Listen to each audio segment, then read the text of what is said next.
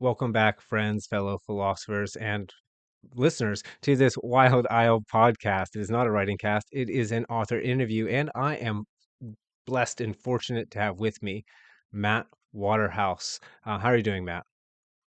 I'm doing fine, mate. How are you doing? All right, after flubbing the intro there a little bit. Busy week, but I'm happy to be here with you. Actually, I've been having a fantastic time doing these author interviews. And before we begin, listeners very well may not know who you are. So, Matt, would you do us the kindness of introducing yourself? My name is Matt Waterhouse. I've been writing for a good long time. My main genres are fantasy and science fiction. I've dabbled a bit in horror and with Bleeding Concrete, which we'll cycle through uh, on the titles there. Um, so I have a completed series, which is the Four Guardians series. Kodiak is ongoing. That's kind of novellas, sci-fi novellas, sort of space opera, Star Trekky, Expansey, Starship Troopersy kind of thing, um, and some standalones: Red Saints, The Eye of the Universe, and Bleeding Concrete, which is another novella, and one upcoming actually. By the time this comes out, I think you said it would be out in like a week or two, something like that. By the time this Right. comes out, another one will be out, which is the Neverending War, which is another novel, another fantasy novel. Ooh. So yes, busy For with the listeners, busy with the fingers. so when is that going to release, The Neverending War? Well, at the moment, it is ready at the push of a button and Amazon's whim. So it's everything is formatted, everything's like uploaded. It just needs me to say okay, go, and then it comes out All right, so when within 2 to 3 business days. okay, have you said okay, go? The reason I ask is because listeners may very well be listening to this video shortly before it comes out, if that's the case. Mm. Well, it would depend when. I mean, if it comes out in like a week, it'll probably be out. I would imagine. Okay, go probably is something I will say either tomorrow or the day after. So by the time this is up, it will be out. Okay, so you heard it yourself, listeners. Go and get The Neverending War. Did I get the title right? The never-ending war. Bang on. Yeah. Pick that up. You're hearing it probably not first, but you're probably hearing it third or fourth or fifth here at the Wild Owl podcast. So let's go ahead and rally behind Matt. I didn't know this, by the way, people coming in. This is not a planned promotional, it is an unplanned promotional. But really, go ahead, check that out because, listeners probably know, but I'll say it anyway in case they don't. It helps tremendously to get a lot of readers in the first week. A simple ebook sale goes quite a long way, and it's a great introduction, I'm sure, into Matt's work. The Neverending War, is that going to be a is that in the same series as the Four Guardians, or is this a totally standalone novel? It's totally standalone, but it is in the same world as the Four Guardians. It's sort of a spin-off in a way, but it does stand on its own. Purposefully, I wanted it to kind of. I think after doing this series on Planar, which is the world there, I do want to just tell a lot of different kind of side stories, just explore that world a lot more, and just what's going on there, because there's a lot of interesting stories to tell, particularly now that I sort of outside of the books have fleshed the world out a lot more. Um, it's really sort of given me a chance to explore. Well, hang on. So, what kind of stories can go where? And this is in a completely different environment to the Four Guardians, which is a lot more kind of. I mean, just in terms of environment, which is a lot more temperate, and there's mountains and there's the odd desert, and then here it is ice cold snow, Mm. dead forest, and frontline. Think think the Ardennes forest in Belgium during the Battle of the Bulge. It's that kind of feeling of being constantly under fire. Oh, perfect for the perfect cool, cold summer read to keep away from the, well, I guess you're not keeping out of the heat, to be in a different sort of heat. I guess depending where you are in the world. Again, the Neverending War. Go check that out, guys. All right. Now that that unexpected promotional promotion is through, I wanted to start out, Matt, with the first question that I ask all of my author guests, and then we'll go from there. So, what I ask everybody is, as far back as you could go, as far back as you could reach in memory, what was it that set you on the unusual and uncommon path to becoming an author? I don't mean the very first story you wrote. I mean, what really got you oriented toward writing in the first place? As far as I can remember, it's always been something I've enjoyed doing. I think probably, I mean, we'd be going back all the way to my mum reading to me when I was a kid, um, which is probably like a deep seated kind of subconscious thing in my mind. But I think something a bit more recent. So my mum and dad are divorced, and they divorced when I was very young, when I was about 5. And I would go to my dad for the weekend. And on the way back, I forget when this started, but on the way back, on the drive back, he used to tell me stories while he was driving. And the stories, sometimes it would be the same story, just elaborated on a little bit here and there. Um, Sometimes it was something completely new. It was always kind of funny and humor. Like there was the one that he told a few times with embellishments was about a flea that didn't know it was living on a dog, and it crawled into a cave which was the dog's ear, and it was talking, and the dog could understand it, and the dog was wondering what the hell was going on. And it was these little stories he would tell in the space of sort of 40 to 45 minutes. And I think just where it took me every time was was a feeling that nestled in me, and it never really went away. And this, like, writing stories in terms of telling my own, it's something I've always gravitated. It was always the thing I loved doing the most in kind of like English as a subject at school. It was the thing I always wanted to do. Yeah, that's a really wholesome story, man. Despite the tragedy of it, you know. So I'm sorry that it had to come out of that, but at least you did have that. And to be honest, that's quite imaginative. That's, I could only wish that I had a dad who had the imagination to tell me, a 45-minute story. It's actually quite difficult for people to spin those. I guess you inherited the storytelling ability from somewhere, right? Um, and what I also really like about that is that there is some amount of kind of active imagination and play involved in that. So a lot of authors will say that they were read to as kids. Most authors I talk to, with the exception of maybe T. Alex Radcliffe and myself, we didn't do a lot of reading as very young people, nor did our parents read to us. But mostly, I've talked to a few others, Molly B being one who I've published an interview for. So go check that out, everybody. But if you're sticking around for this interview, no, that's super cool. That active imagination, it reminds me a little bit of, um, like tabletop games, and the magic that Mm. you get when you have a successful improvised story that you've constructed, particularly with your friends. It's got a communal aspect to it as well. Um, oh, for those of you who don't know, I should mention, and I'll ask you a question about it, or I'll have you describe it from your perspective. So, by pure chance, I've happened to interview Molly Blake, T. Alex Radcliffe, and now you, Matt, and you guys are all doing a D&D campaign together. That's right. Hmm. Yes, we Yeah, are. Yes. yeah, yeah. Why Um, don't you, from your perspective, tell me about the campaign and the experience of being able to run? Because I think it's super cool. Tell me about the experience of not only getting to have the campaign, but among a group of authors and artists. well, it's certainly everybody is very in.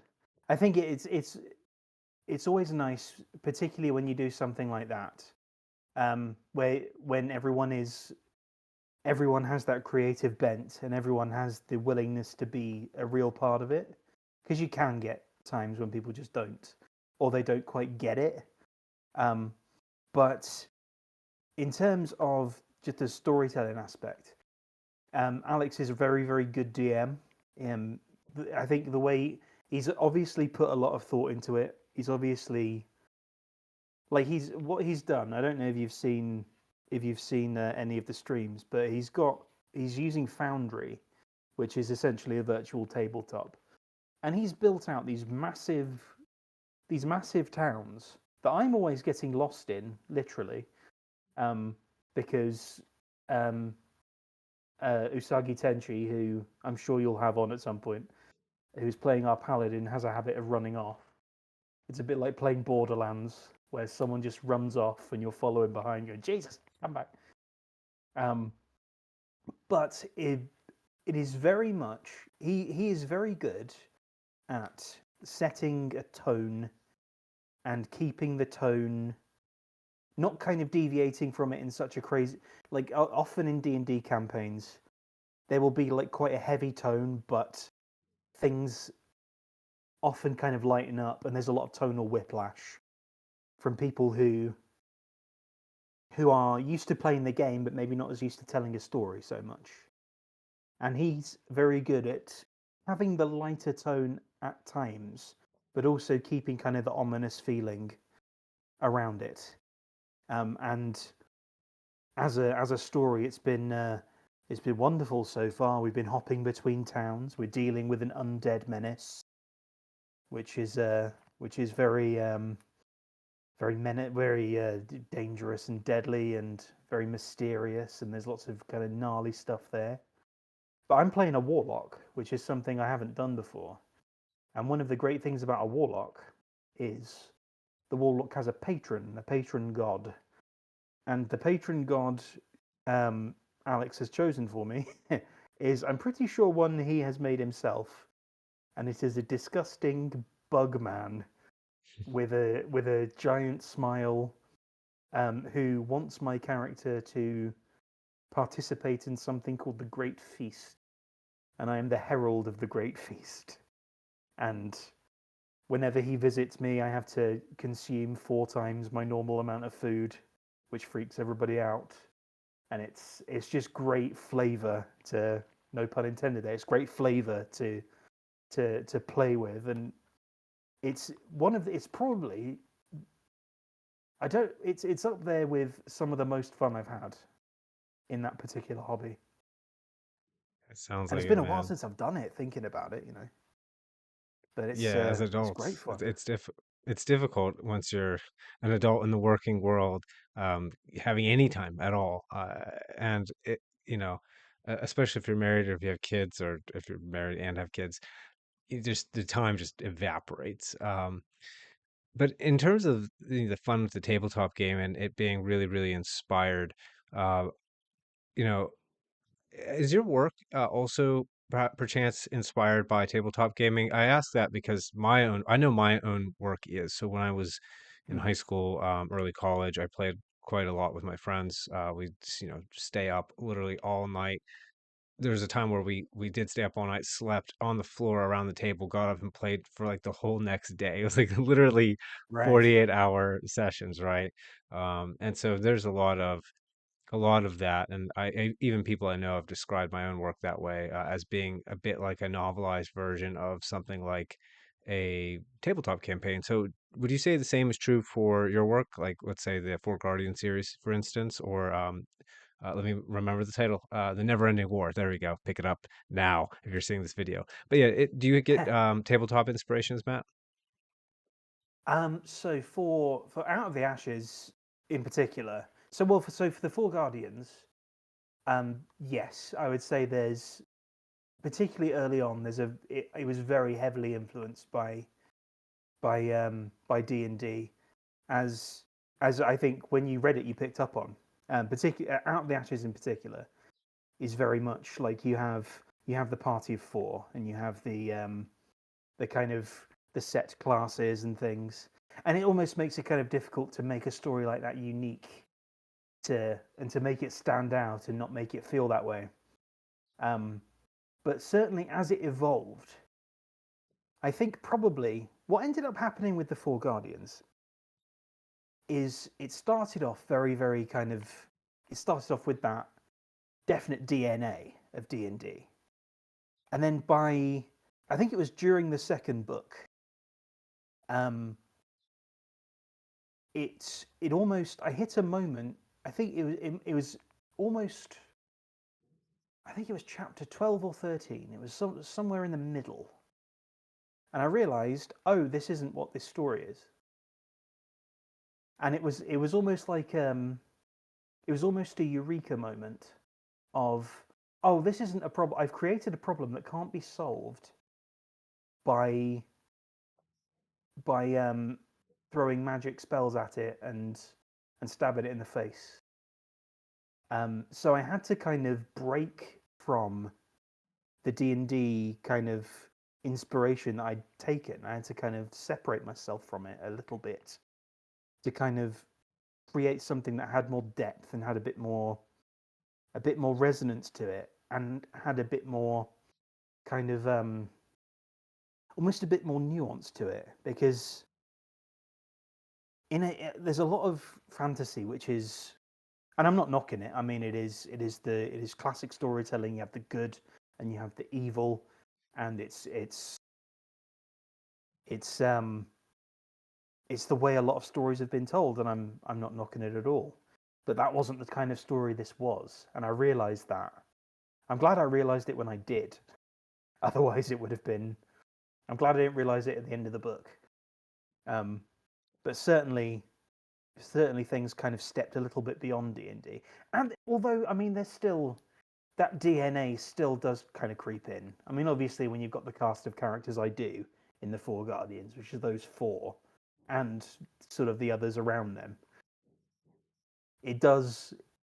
There are those moments of we're all fighting together, it obviously gives you that reminder of that epic boss battle that you had with your friends, kind of around the table, and you finally succeed, or someone gets kind of knocked down, and oh god, what are we going to do now? The variables have shifted. But even in terms of sci-fi, a lot of the so Red Saints actually, in particular, it didn't take not from D&D, but it took some. It took a little bit of inspiration from something I was doing with Lee and Carl. So for those who have seen my YouTube channel, quiet though it is at the moment, apologies for that. Um, we have the alchemy role playing system, which we've been doing a few things with, which is card based, and you kind of create. You start off by creating your characters, and then you sort of collaboratively work out the world and the story around it, and then you inhabit that story. And one of the stories we did was a criminal and a kind of bounty hunter slash kind of holy warrior pursuing that criminal. And the parallel there with Red Saints is obvious. You have this horrific kind of psychopath and this other horrific psychopath kind of one is pursuing the other, and it's a game of cat and mouse between a pair of antagonists and the chaos they inflict. And that was a bit more that was sort of inspired as well by role playing, by sort of tabletop role playing. Neverending War is less. It inhabits the same world as the Four Guardians, but it's a bit less D&D oriented, I want to say, than the Four Guardians is, just because of the circumstances within the story. Yeah, I want to ask you about the publication because I'm looking at the evolution, like your evolution as an author, and I want to know. So, did you go all the way through the Four Guardians, or did you interlay, let's say, Red Saints and Kodiak in between? Um, I would need. Oh gosh, I would need to actually pull up my my sort of public, my sort of author's IMDb that I put in some of my books. Um, so Out of the Ashes was first, and then I started. I got I think to that halfway point in Burning Plains, and went, now I need to work out. I need to work out what this is now, because this isn't what it was before. And so while I was thinking about that and ruminating on that, I wrote Red Saints, and then I think the Burning Plains came out. Um, Yeah, the reason I wanted I to try. ask, the reason I asked is because as you're telling me this, everything makes a lot of sense. So, if, for those who've read my review, I was a bit critical of my in my review of Out of the Ashes, but honestly, I kind of wish I had this the chance to have this conversation with you before I read the book because I think I would have been more charitable in my review because everything that you're saying now makes perfect sense. So, um, you know, for those of you who read it and those of you who have not read Out of the Ashes, Matt, when I was reading, I could tell immediately that you were trying to touch on depth of character all over the place, right? You spend, Mm, I can't remember everyone's names, but you spend a lot of time with the healer turned witch and going like deeply into her backstory. You make sure to give the villains plenty of page time so that how they came to be is apparent. There's you don't you're trying to build out sympathetic villains actually, which as you mentioned is not the it's not Lord of the Rings where Sauron is evil because he's corrupt and evil and power, right? It's not that. There was a depth there that was, I would say it was, tell me if this is wrong, right? My impression with what you just told me is that during the construction of that first book you had the inspiration, which we all have, right? We when we start out, we have to come from somewhere before we really find who we are exactly. So you've got that mm. coming out, and then you've got who you are kind of coming up, and it's in contrast. And then that kind of comes out in the novel, and then in the second novel, finally, as you're pushing to have more and more and more of yourself, it comes to a head, and then that is like, oh, okay, there was something here that I wasn't aware of before. And then that produces all the writing that came afterward. And the writing that came afterward is what I was familiar, well, a little bit of it. I listened to the audio for Eye of the Universe, and I was impressed. I liked it a lot. Thank you. I think I even say as much in my review for, I don't know if I mentioned Eye of the Universe in particular, but I mentioned um, being impressed with your work in my in my critical review of Out of the Ashes. But was that characterization correct in terms of that first book, like many first books, being a kind of conflict of influence from outside and influence from inside, kind of butting heads? I think I think that's fair. Yeah, and I think yeah. I mean, critical though it was, I think the review was fair as well. Obviously, I took umbrage with some of it, but I think it was fair. I think it's something that it's the one I'm most critical of. I mean, obviously, like the first book is always the one that you think, "Fuck, I could have done this differently." But Yeah, I myself do think that's included. fair.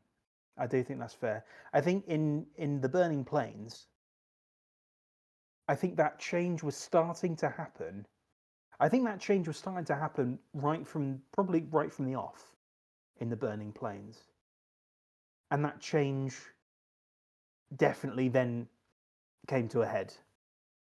Yes, at that point where I had to go, okay, I now need to reassess where I am, because it ended up being. I mean, I on my old iPad, I found what was originally to be the ending, because I put the end point, like the final kind of climactic battle, as it were, which would be right at the end. It was supposed to be at the end of In the Serpent's Lair.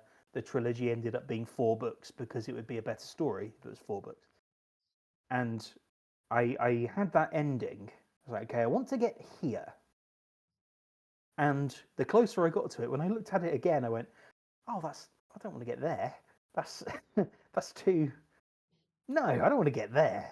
I want to get there. I want to get to aspects of there, but I don't want to get there in. I don't want to be at that point exactly. I want to be somewhere around it, but I want that point to be bigger and a bit sort of more fleshed out, a bit more in depth, and a lot less cartoonish, I guess. Because when I was in my mid, well, yeah, I would have been in my mid 20s when I started writing Out of the Ashes. In fact, I would have been younger than that when. So the first sort of incarnation of it was a series of scripts that were going to be an animated series. Um, Now, without the ability to draw, that is a really without the ability to draw, without any inroads into TV whatsoever, that was a really bad way to kind of illustrate the story. But it, I had when I started writing that, I was probably 22, 23, and when I got to the Empire of Fire, which is the fourth book, I would have been 32, 33. So that's a 10-year difference, 10 years of experience and 10 years of writing better and 10 years of living my life. And I got to the end, I went, oh, Jesus Christ. Okay. Well, I can't do this now. I can't have this person riding a dragon like it's like it's a bucking bronco. I have to do something a bit more it's a bit smarter than that because that would just be completely incongruous now with everything that I've built. Yeah. So, So I've seen this. w- w- I mentioned it is what I should say. You used the word nuance, and I think that's fair, right? Many parts, many facets. That's like round, like in the same way that a character can be round. So there's like a roundness that your work is seeking, right? A depth. You could think of it that way too, right? A third dimension. You don't want flat yes. caricatures. You want people, real people with real problems, Mm, and they have real solutions, right? So that would be. Uh, it's kind of a bad word in our circles, maybe not as many of yours as they are mine, but literary fiction sometimes it is called. Now of that term has been destroyed in academia, unfortunately, but I think that mm. that's, for lack of a better word, there's a kind of a literary bent to your writing, um, in that it's really seeking to contribute something, I would argue. I mean, you could tell me if that's wrong, right? But it doesn't, it seems to me that what you're trying to do, even in Out of the Ashes, what you're trying to do is not, quote, just have like escapist level fun. Mm. There's too much exploration into the depth of the characters for that. It seems to me that there's an artistic and deep psychological interest. Um, is that a fair characterization? And where does that come from? It's something I always so I don't know if I don't know if I'm consciously trying to do that. I think it's just something that maybe is embedded in me as what makes a good story is people the people that inhabit it being more kind of having, I mean, as you said, having that third dimension and having that depth to them. I feel like that is I feel like that like so I don't know honestly where it comes from. It could just come from what I've read. It could come from what I've watched. It could come from just what I think of as a good story. I like a good internal conflict as well as a good external conflict. I think, and if the two kind of marry well, I think that's the makings of a good story. Um, I mean where it comes from. I mean it could come from all sorts of places. It could come from something like I mean the I've already mentioned Star Trek being in relation to the Kodiak series. It could come from something like Star Trek Deep Space Nine, where you have characters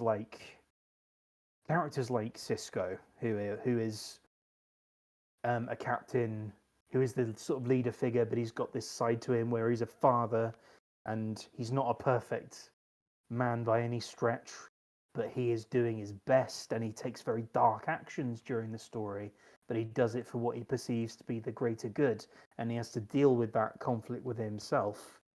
And then you have people like, I mean, in terms of the antagonists in that show, you have people like Gul Dukat, who is an antagonist. He's definitely the villain at one point, but then he's almost not so much the villain. He kind of comes over to, by circumstances, he ends up kind of being a renegade. He ends up being a sort of protagonist, kind of. He's certainly in line with the sort of Starfleet crew a bit, and then he turns again, and you never kind of know where he is. But that journey is like, when you really look at it, the journey is mapped out very well. How he turns from being kind of an antagonist to more of a protagonist and things like that. And Mm. it's, I think it's just something that through long form, through a lot of like kind of long form series, it's something I've tried to just put into stories. I don't know. It's difficult to kind of explain why. Yeah, I could posit something, 'cause I'm drawing from somewhat common background. So it could be from the source inspirations. I tend Mm, to then ask, well, why those source inspirations? What, because you could ask, well, what draws you to something like Star Trek when there are things that are more space opera-y, right? What mm. draws you to, let's say in Kodiak, and forgive me, I can't believe I'm forgetting the protagonist's name, because I actually really liked him. Can you remind me of his name? So As I Orson Grant. Orson Grant. I can't believe I forget Grant either because I have a character named Grant. I was thinking about that the whole time I was reading. Um, I was a genuinely likable protagonist in that first book, the first novella. I haven't had a chance to read the other ones, so I really would like to, and will. But that story is a lot about his backstory affecting his interpersonal relationships. Um, Hmm. so with Orson Grant, his conflict is essentially it's still external, but it's partly internal, right? So Mm, he has this backstory, and in this backstory, he he's made a mistake, and socially he's suffering for it. Seemingly, I mean, at least the way it's presented to us, it seems almost cut and dry, unjustly, at least to the degree that he's being judged. It seems mm, also people lied about what happened, and that's more complex than you know. It's just, oh, I'm the fleet captain and we're fighting the evil space empire, right? And we have to defeat hmm. them because they're going to take over everyone. So Right. that's definitely there. And in Kodiak, and why was I mentioning that? I was talking about that because there's a question of, is the source the inspiration, or are we drawn to particular inspirations because they give us particular tools to deal with problems that we have in our own lives? And the reason why I would go there is because when I teach this to my students, when I teach literature at the university where I work, Mm, and it's about theme. And the theme is mm, the thing that the story suggests is true about the world based on how the resolution unfolds, I should say, right? Because there's a conflict, the conflict is resolved in some way, shape, or form, or it fails to resolve, and then that tells you something in the abstract, mm, right? If you abstract out the events, mm, could it be, because I know you mentioned that your parents were divorced. My father was in prison when I was, like, I can't even remember. I was like 1 years old at the oldest. mm. And he was in prison my whole until I was, I think, 16, and I think he even went back for a couple of years after that.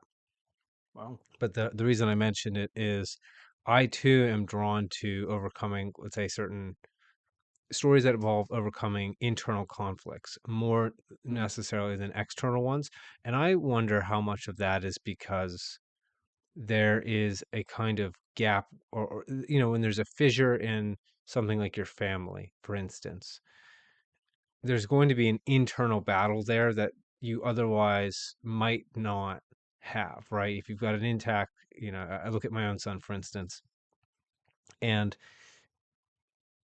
he's got two parents who are there, they're present in his life all the time, and I foresee both my wife and I being in his life, as long as he lives and as long as we live, and that's something that doesn't need that's one little obstacle that is not needed to be overcome, and then that turns one's orientation externally, right? Because at that point, Mm. well, that's one problem already solved. Now I can take on an external problem, something outside of myself. Do you think perhaps, because I know that's definitely true for my fiction, chapter I think 4 of One Smoke Broken is a big reveal, right? A big self reveal on my part. Do you Mm. think that that plays a role in your own fiction as well? That the draw to the inspiration of internal and like social conflict might come from, maybe it's not the divorce of your parents, but do you think it comes from, something in your background as the author? Um, I if it does, it's so deep in my subconscious. I almost can't fathom it. It comes from I don't know where that would come from in my own kind of experience. I think what the sort of introspection of it. I think probably certainly as I've okay, so okay, let's sort of put it a certain way then. So I'll try and introspect a little bit here. Um, from certainly from university and after university in my master's degree, um, I was very kind of unfulfilled, I suppose, in life and unfulfilled in sort of my personal relationships and things like that.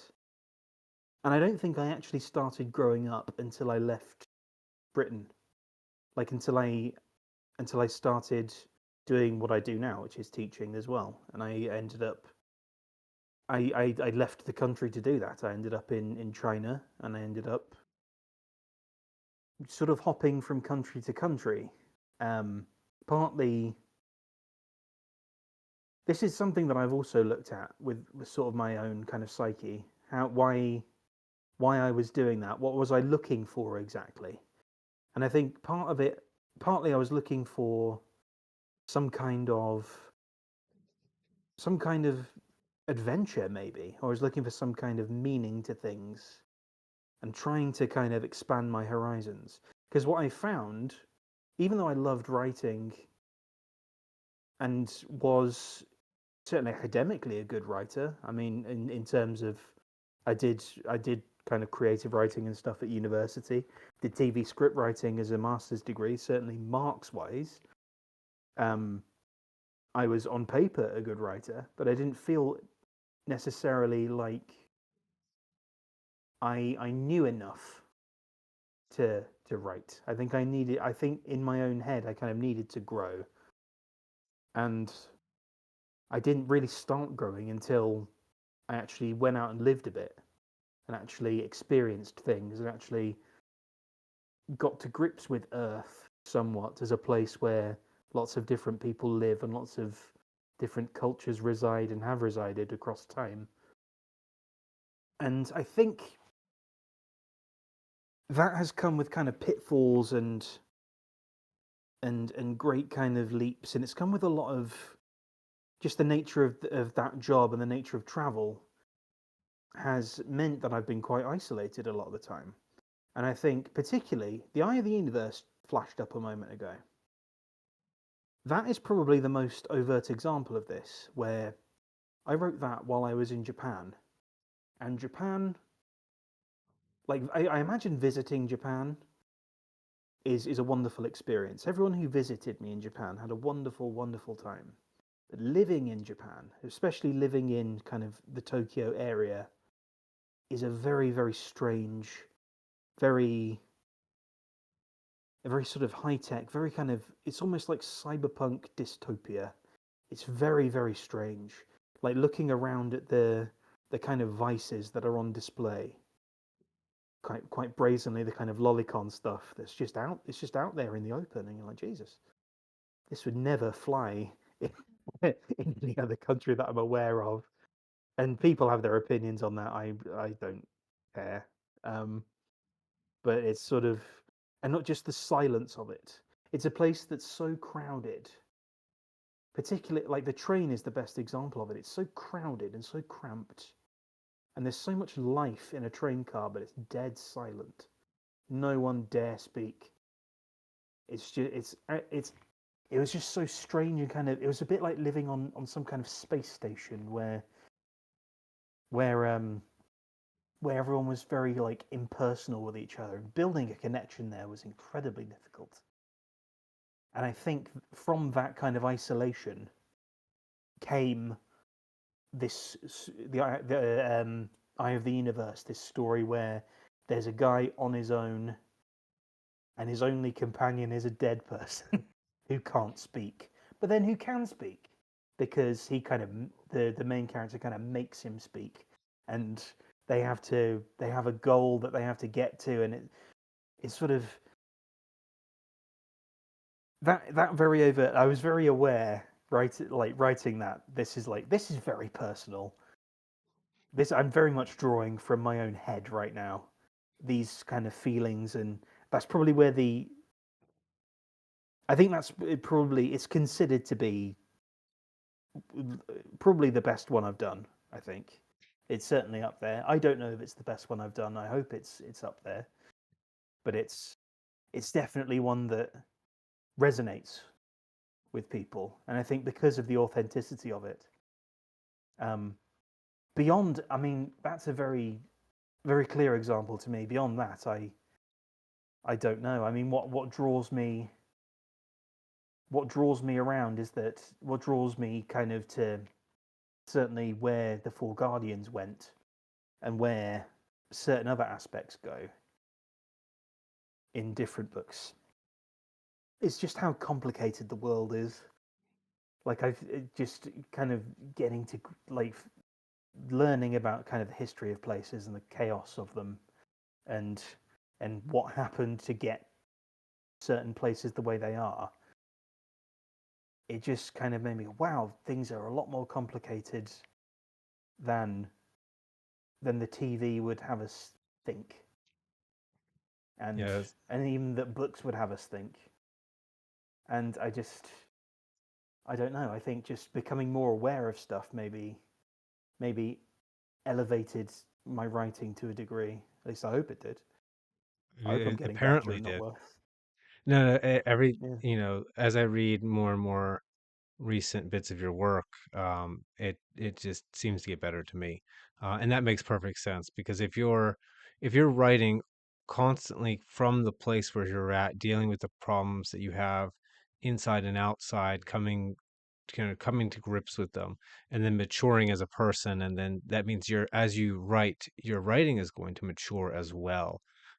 And that means the characters are going to feel more rich, the world is going to feel more believable, the conflicts are going to feel more relatable, and the potential resolutions, the solutions presented to the reader thematically are going to resonate more and more and more the more that you write that way. And yeah, that's definitely the feeling that I've gotten from your work. And that's really, I think, we mentioned before how, or you mentioned before how, when by the time you got to the I'm glad it popped up, the Empire of Fire, you Mm-hmm. realize like, no, I can't have it end the way that I originally planned to. You didn't want it to feel cartoonish, is the way that you described it. Mm. Well, Recently, inauthentic, I guess, would be a more kind of a closer way, maybe. I didn't want it why to feel inauthentic? because I mean, where it ended up, where it would have ended up if I'd stuck rigidly to the plan, it would have been I think it would have been too much of a shift in tone and too much of a shift in moving parts in order to force that particular ending. Yeah. So are you a writer? Because I always like to frame things like I write. I'll write an outline or something like that, but I almost never follow it because once I start writing, I generate what comes next based on what happened to be produced during. Are Mm. you the same way that, you've got a plan, but then as you go, if the scene you wrote before, does it fit the plan? Well, the plan goes out the window, or do you tend to try to work the plan in and keep to it, or what's your process like? Well, no plan survives first contact with the enemy, as they say. Um, Not that the book is the enemy, but it does. It can feel that way sometimes. I tend to my process has shifted a bit here and there. So I do tend to outline, um, be it a usually usually it's a chapter by chapter outline based on a great deal of thought first. So I will think about something, probably for a good. I mean, I'll probably think about something for probably a good 6 months before I start actually putting it into some kind of like plan or outline or something like that. So I'll have it ruminating and kind of like stewing and seeing where like getting an idea of the players involved and getting the idea of the world, and then I'll start going, okay, right. So what would this actually look like if I put it down on paper? And I would then probably outline it depending. I mean, yeah, I would outline it, and then from there I might go, okay, so let's expand. Where can I expand this? What will typically happen is the first like few chapters, my outline will be quite brief. I'll be like, okay, this is going to be just a brief outline of what's going on. And by the time I get to like chapter 6, 7, 8, all the way down, the outline is thick. It's like a lot thicker, up to being almost like half a page of typed, and then longer still because more moving parts start kind of creeping in. And when I get to drafting it, like the first draft, a, there will always be something that makes me go, okay, so if I'm establishing this here, this now has a knock-on effect throughout, and hopefully, if I'm worth my salt, I catch it in time. I catch it immediately and go, right, this now I need to go. Okay, now I need to track this change throughout the outline. Um, so when I get to it, it'll make more sense. Um, but yeah, I mean, right now I'm I'm experimenting with kind of handwritten drafts and things like that. I've got notebooks to fill, and it's time I filled them. And but also like there will be times where I'll do something short, like a short. Um, so very recently, this will be. I've only the only other person I've told this is Leslie Shue. Um, I've been doing a little kind of. I got a bunch of post-it notes, and I can't remember why I got them. Um, but I've started writing stories on the post-it notes. Just like it has to be. My parameter is it must be a post-it note long, and mostly they are mostly they're just like, it's just a bit of fun writing. Like the students are doing a task. I'll do a post-it note story while they're doing that, and then I can check what they've done. A couple of them, though, have planted a little seed in my brain. I'm thinking, okay, so in about 6 months, I'm going to probably outline that, and it's going to look like something. So whatever plants that seed, and it can be anything. They come from all over the place now. Um, History is planting a few. Um, Something in particular.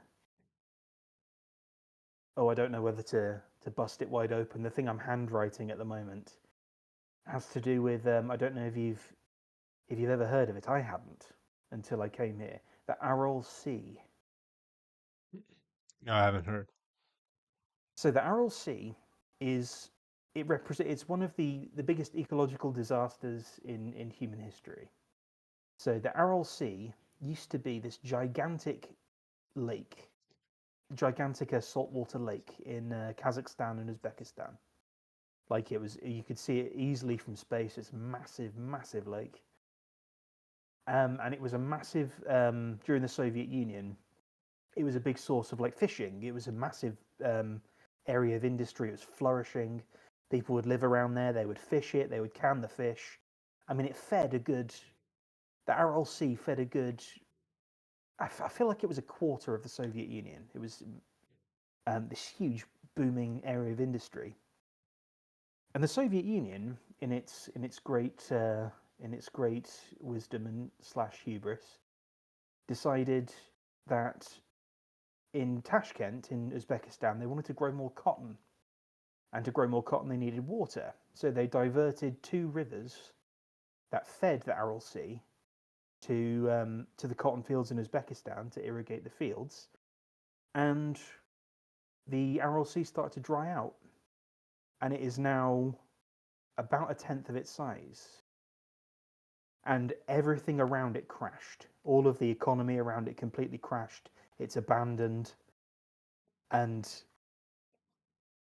that environment, like reading about that and hearing about that and potentially visiting it next month, which would be very, very nice. I say nice, it would be probably horrible, but in a very kind of mind blowing way. That planted a seed, which is now being written into something. So I mean, they sort of come from everywhere, but it is that same kind of thing. Seed, think about it, outline it, and then hopefully it turns out to be something good. Yeah, this reminds me a lot of I had a conversation way back on the podcast with Nathaniel Cumberledge about originality. And this coincides, this conform not conforms, supports perhaps our joint thesis in that conversation. And we came to the conclusion that the inspiration for stories that feel fresh and alive and new and original, they come actually not from the originality of some simple they don't just come from the imagination of the individual, because the imagination of that individual is going to essentially be limited to what that individual has at that moment, like what you've read, what you've Mm, watched, what you've listened to. But instead, that inspiration and freshness and originality comes from a kind of unabashed sourcing from numerous things, and it could be anything. The more things, the better, right? And that's right. really what that sounds like to me. You've got this moment of real history involving an ecological disaster, and like who knows if the story itself, maybe yours will, the conflict will center around an ecological disaster, but it could very well be that that disaster leads down a rabbit hole that connects to perhaps more history or modern Mm, events, or I don't know, a television show that you happen to watch, or a film or a book or anything, right? mm, And at least that's what having all these little seeds emerge from everywhere. That's what that reminds me of, right? And that also reminds me a lot of my own. I don't typically write things down, though I should. No, that's not true. I will type them out if I'm not near a computer, or if I can do it on my phone. Sometimes I can't because my phone is ancient and the battery is constantly dying. Probably for the best. But mm. um, I'll be out running, and then there'll be just an idea, like a single image or something I might see. And I write from there as well. So, for those of you listening, that might be a good, if you want to get started writing, or if you're kind of stuck in a writing rut, try out the post-it notes that Matt, and you said Leslie Shoe's helping you as well. Well, I've told Leslie about it. Mm-mm. The only people I've told about it are Leslie and yourself. Yeah. the, Oh, all the by students in that just think I'm mad writing on a post-it note and then folding it up and putting it in a little binder. Like, all right, yeah. it's there now. Well, I'm a fan of the misattributed. I don't know who really said it, but those who saw them dancing thought them mad, for they could not hear the music. You could tell that one to your students, and then they'll definitely think you're crazy. Um, so one thing I wanted to ask about, for a kind of fun question before we get too far or too close to the end. Way back, I think our first introduction was around Michael Hine and I think that's how I'd say that, podcast about, I think we titled it, Why the Weeb is Always Wrong, something like that. It was a big inflammatory title. Um, Oh, so yeah, yeah. I remember this. I remember this. This. I remember the why the weeb is always wrong. I do remember that. Yeah. yeah, I wanted to ask about, I guess we could make it a multifaceted question.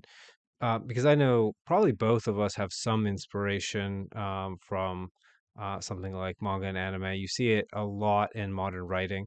Now, in Mm, particular, there's tons of people who go from watching anime to reading manga, and then not all of us are, certainly like myself, for instance. I could never draw. It's not my hand of mm, cards. And I think it happens to a lot of people, and then they end up in writing fiction because they want to tell stories, like the stories that they've seen, and because the particular medium to them is just not as accessible as it is for somebody else, they turn to prose because, well, that's more accessible. They can get a hold of it, start practicing it at the very least.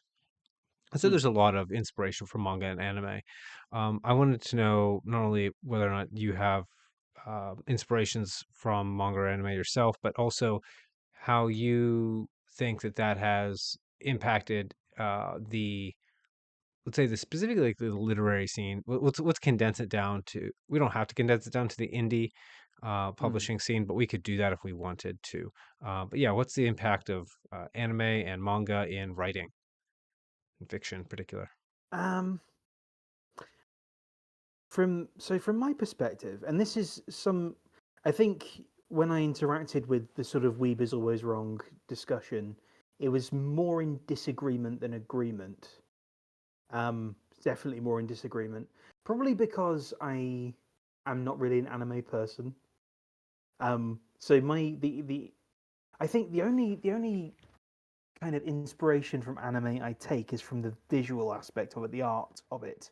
I think the art of it is phenomenal, particularly in things like particularly and now I've completely forgotten his bloody name.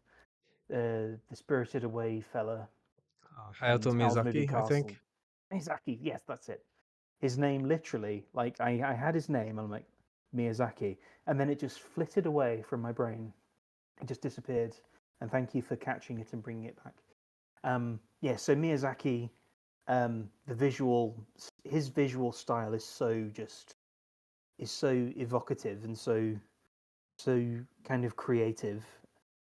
And I really I've enjoyed his work, and I've enjoyed like things like Attack on Titan and a little bit of uh, it was a vampire one. I forget it. I forget what it's called. It was a vampire one, which was quite fun. But I generally don't interact with anime very much.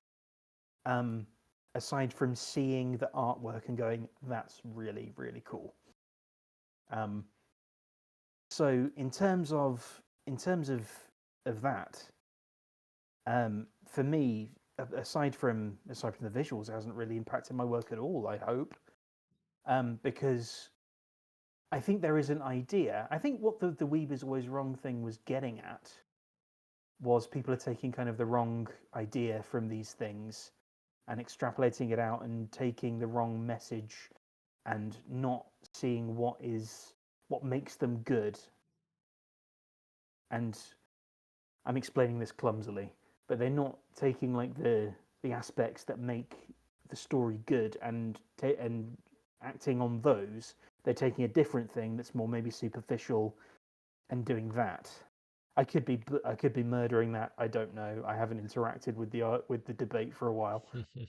Um, Let me throw something out, and and I you can don't. tell me if this makes sense to you, right? So, Yeah. let's move it away from anime, and then let's talk about like like a stage play, right? So you're in a Okay. theater, you're watching a stage play. Say it's, I don't know. Recently, I attended a performance of Macbeth by the Rustic Mechanicals, who are a West Virginian Shakespearean troupe. I think the only one in West Virginia's entire history, and it was great. It was a great production. I enjoyed it a lot, like way more than any film that I've ever seen. Mm, Maybe that's because it yep. was Shakespeare, but also because of the medium. If medium's the wrong word, I know, but the fact that you have the live players on the stage, people had to play multiple characters. They had to make do with Mm. minimal costumes.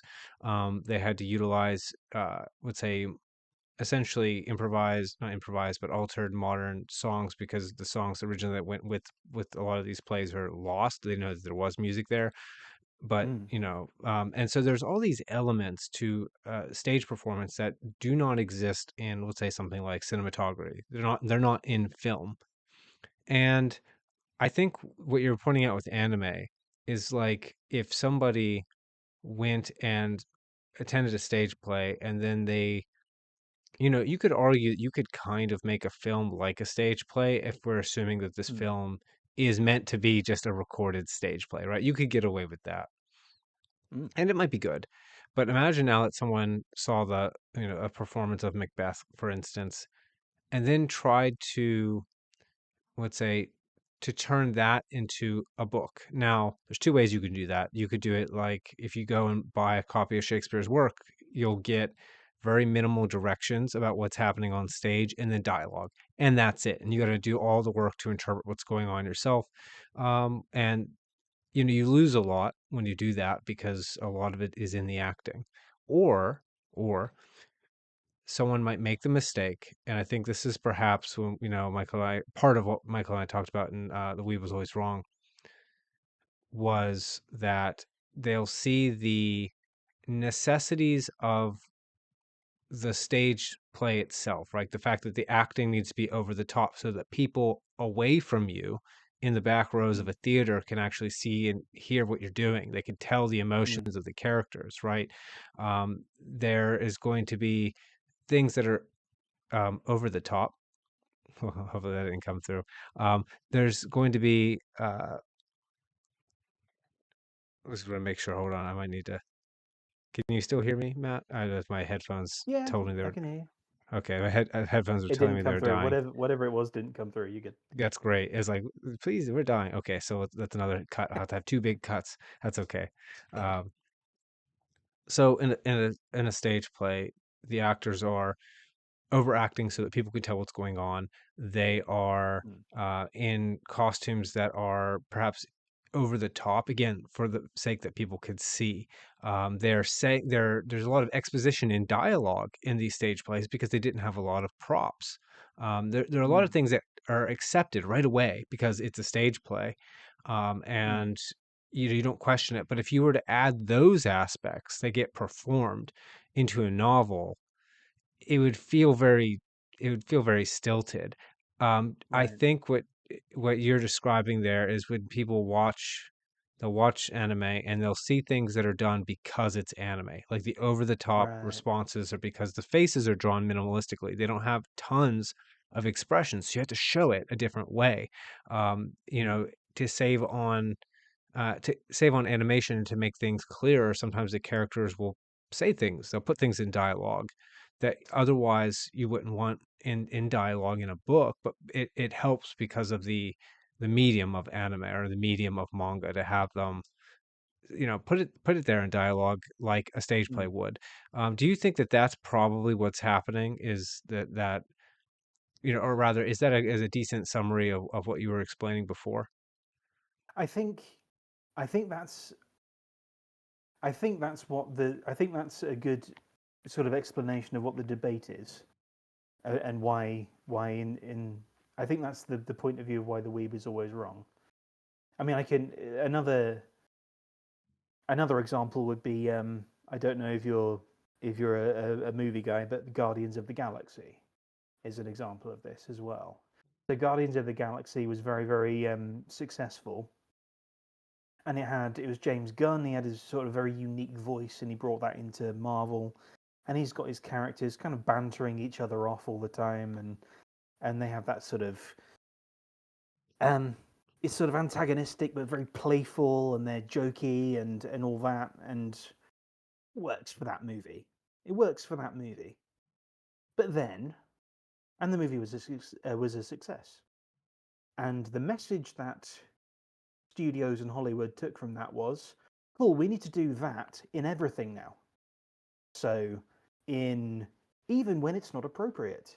So we can't linger on any emotional moment. We have to have people making quips because people love it when we make quips, and we have to do that in, and we have to bring that into things where it doesn't really happen, like in Star Trek. If you've seen any of Star Trek Discovery, it is part of the reason why it's so difficult to watch and why it's so awful and why it's not why people have a very negative reaction to it is it's Guardians of the Galaxy just in a wearing a Star Trek uniform, and it's not what it's meant to be. And similar in Star Wars, they have that kind of bantery relationship in there as well with some of the characters, and it just doesn't quite work. And I think, and it's even spread to things like Lord of the Rings, like with the Rings of Power. And I think that's probably another element of it where just the wrong people think people pick up on the wrong bits and pieces and transplant them in. And I do think that anime, returning to anime here, I do think that has had a bit of a there has been a bit of a negative impact on, I don't know about the indie space, probably the indie space. I've read a few stories, and I won't mention what they are or who wrote them for the sake of decorum, but they have just they have just shoved me out of them in just because they haven't just gonged that gong for me at all. And partly it's because of those inspirations that where it really sticks out for me. I'll tell you where it really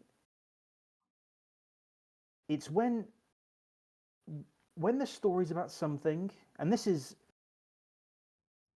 I think this can all be mitigated by just researching the thing you're writing about. For goodness sake, it's it's not that arduous to just can research your stuff and get an idea of what it is. When it's something that I know about and it is told through that lens, there is. I mean, I'm thinking of one book in particular. Again, for the sake of decorum, but it's a very martial arts heavy book. I know martial arts. I know it, right? I've studied it for a long, long time. There's a philosophical element to it. It's not about punching hard, and yet this was this it was there was no depth to it at all. A lot of things were happening kind of for the sake of it, and there was that big, you can just tell there was that big weeb in there, just just struggling around and flavoring it in a certain way, and I'm just ugh. Yeah, I Just suspect I know whose book. There's only two books up on my bookshelf that it could be, and I respect not mentioning naming names. Um, I don't mean to stray off topic, but I'm curious what martial art you studied. I studied karate um, in a number of different places for a number of years. It's something I want to maybe get back into here. So I'm in Central Asia and in Kyrgyzstan, and I didn't realize how big martial arts was here. It's massive. They love martial Really? arts. Yeah, they're mad for it, and I didn't realize that when I came here, and I thought, oh, I should get along to a karate class at some point, and circumstances have happened, and I just never have been able to. Um, but having studied it in kind of Eastern Europe and studying it in Japan, and seeing in Japan, you see what it's really like. That's the real. That's how it's intended in Japan, and it was nothing like the sort of interpretation I had from studying it in the UK and kind of from Eastern Europe as well, where the idea is that it's hard. Everyone's hard, and if you put a foot wrong, they'll say something in Japanese curtly and kick your leg to make your stance wider or longer. And it was when I went, I thought I'm ready for that. I'm ready for it. And when I got there, it was so chill, and they were so lovely.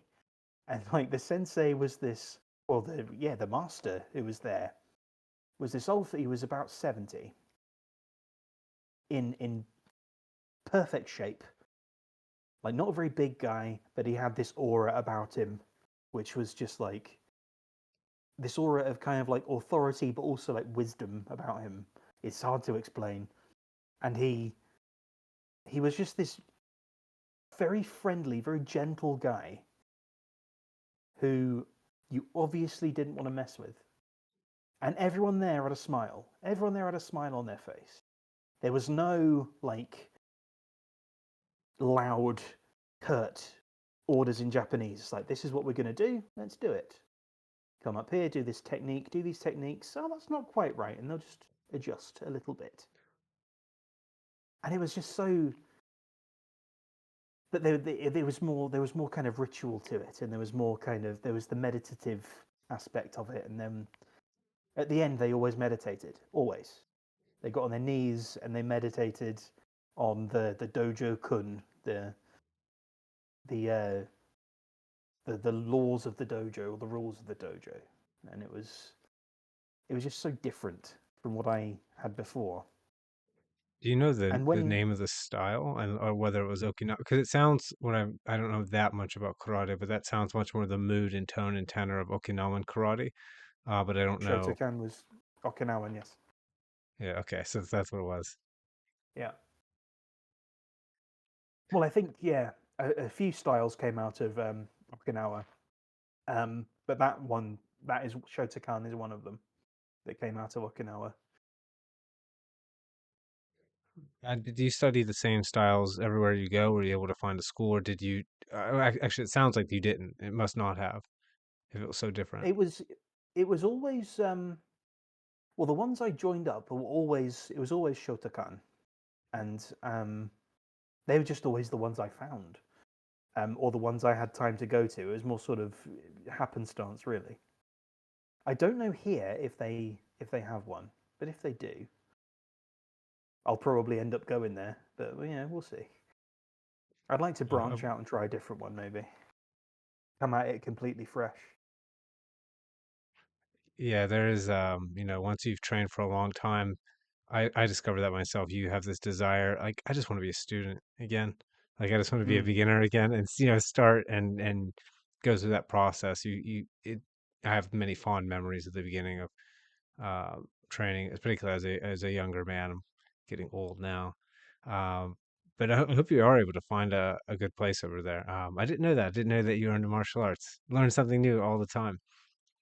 So, um, as we're getting toward the end of the interview, the big question I think it's applicable to everyone is what is it that you hope that your writing accomplishes? Like, what's the reason that you're writing, really?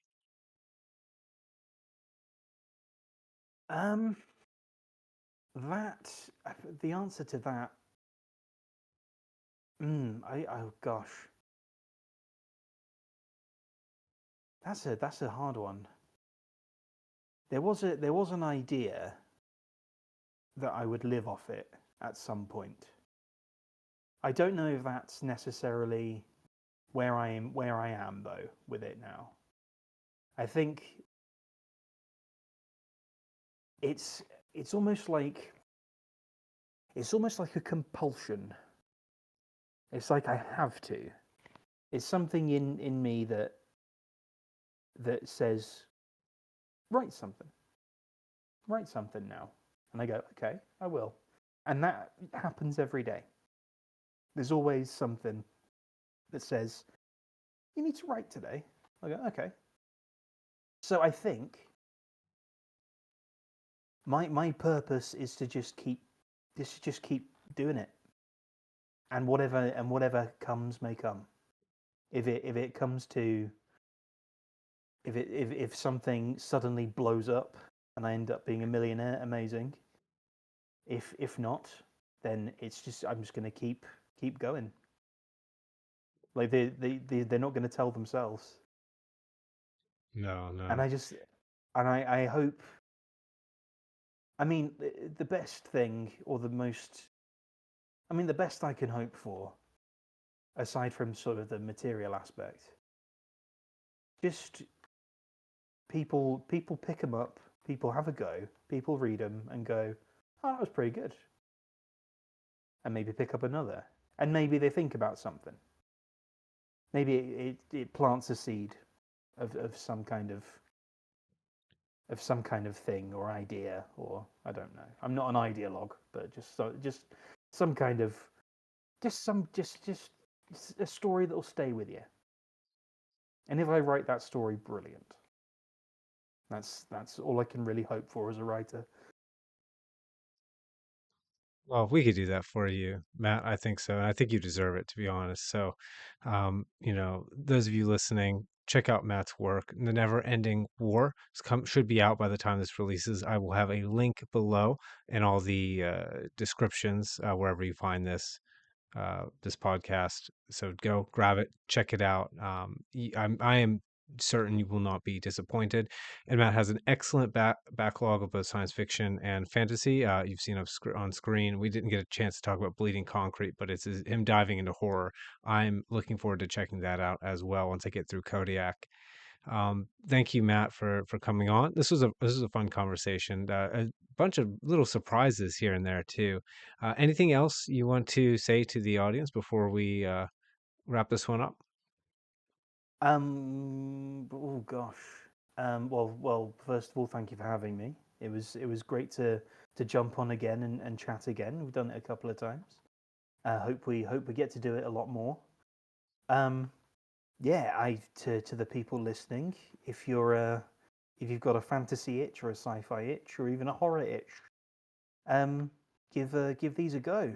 They're uh, they're out there waiting for you.